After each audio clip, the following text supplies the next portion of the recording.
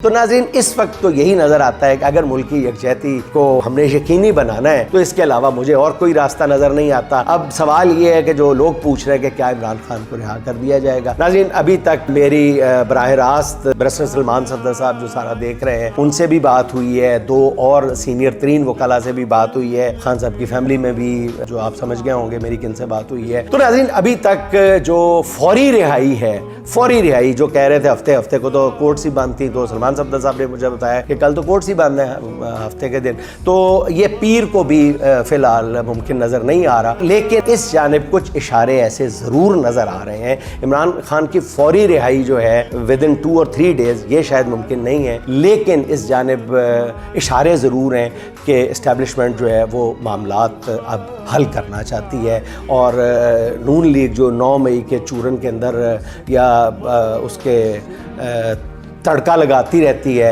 उस घी के अंदर 9 मई के, वो मेरा ख्याल है कि अब इस्टेब्लिशमेंट शायद उसको मज़ीद आगे बढ़ाने के लिए तैयार नहीं है।